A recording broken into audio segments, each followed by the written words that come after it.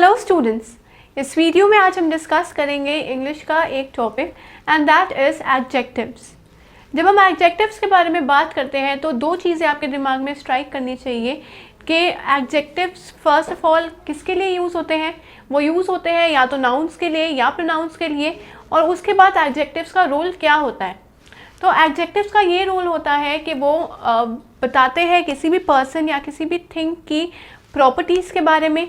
Properties मतलब कि वो कैसा है, छोटा है, बड़ा है, या कह सकते हैं कि मोटा है या लंबा है, राइट। या ऐसे बोल सकते हैं कि उसका कलर क्या है, कि सपोज़ अगर हम बात कर रहे हैं टेबल की, तो टेबल कैसा है, क्या वो टेबल जो है उसकी 4 लेग्स है, या क्या वो एक सर्कुलर टेबल है, या उस टेबल का क्या कलर है, क्या वो ब्राउन कलर का टेबल है, या क्या वो ब्लैक कलर का टेबल है, या कुछ भी उसकी प्रॉपर्टीज़ या उसके कैरेक्टरिस्टिक्स के बारे में कि वो कौन से मटेरियल का बना हुआ है, क्या वो टेबल प्लास्टिक का बना हुआ है, क्या वो टेबल वुडन टेबल है।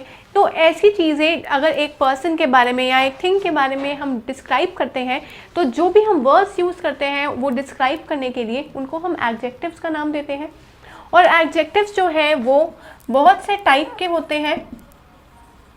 प्रीवियस वीडियो में हमने एडजेक्टिव ऑफ क्वालिटी डिस्कस किया है। उसके बाद एडजेक्टिव्स होते हैं इंटेरोगेटिव एडजेक्टिव, या हम कह सकते हैं पोजेसिव एडजेक्टिव, या हो सकते हैं डिमॉन्स्ट्रेटिव एडजेक्टिव्स,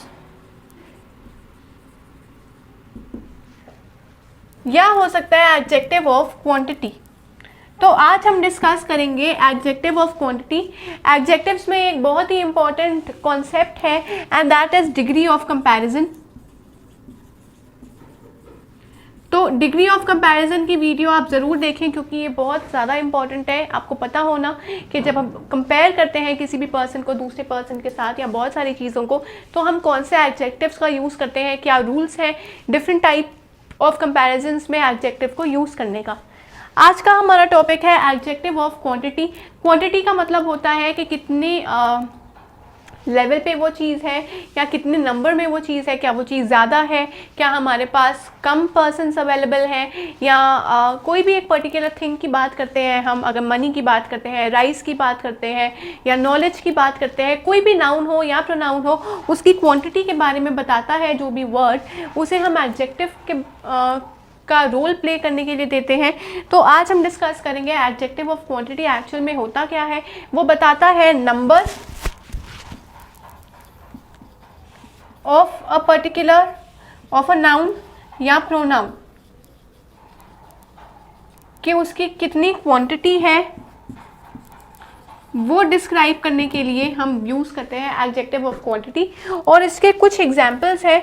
वो एग्जांपल्स हैं ऑल, सम, इनफ, फ्यू, नो। ये कुछ एग्जाम्पल्स हैं एडजेक्टिव ऑफ क्वांटिटी के।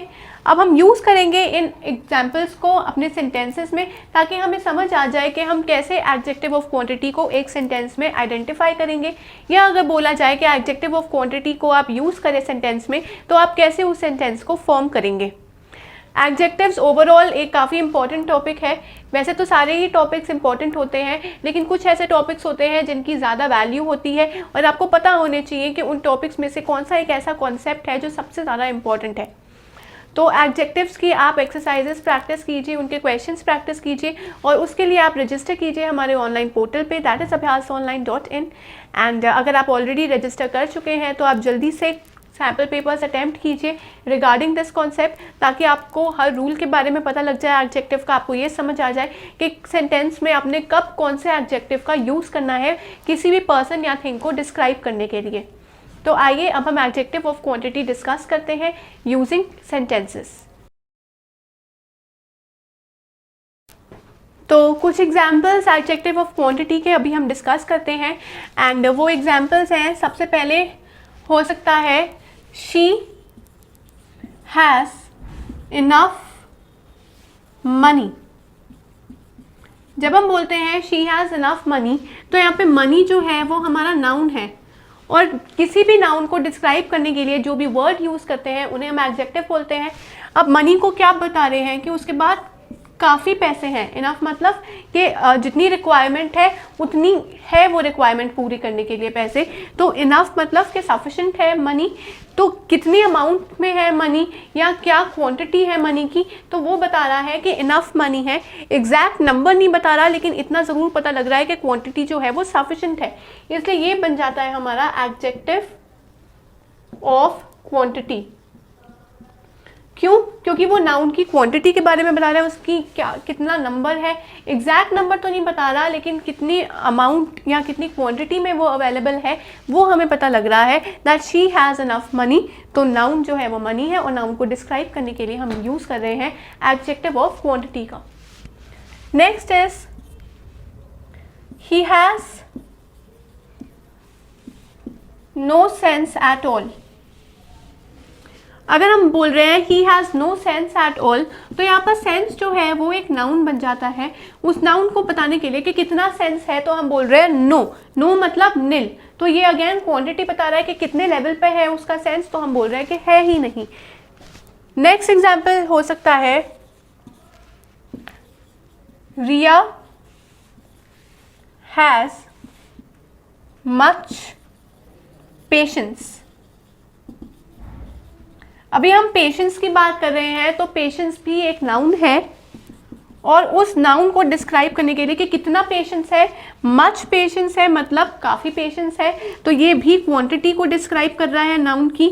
तो ये मच जो बता रहा है वो बता रहा है एडजेक्टिव ऑफ क्वांटिटी। तो इन 3 एग्जाम्पल से हमें इतनी कंक्लूजन मिल सकती है कि जब भी हम एडजेक्टिव ऑफ क्वांटिटी के बारे में बात करते हैं, तो वो किसी भी नाउन या किसी भी प्रोनाउन की क्वांटिटी के बारे में बताएगा कि वो कितने लेवल पे है या कितने नंबर पे है। एग्जैक्ट अमाउंट हमें कभी भी पता नहीं लगेगी, लेकिन अप्रॉक्सीमेटली हमें पता लग जाएगा कि क्या उसकी क्वांटिटी है। तो ऐसे क्वेश्चंस आप ज़रूर अटैम्प्ट कीजिए। जितने सैम्पल पेपर्स आप अटैम्प्ट कर सकते हैं फ्रॉम abhyasonline.in उतने आप अटैम्प्ट कीजिए।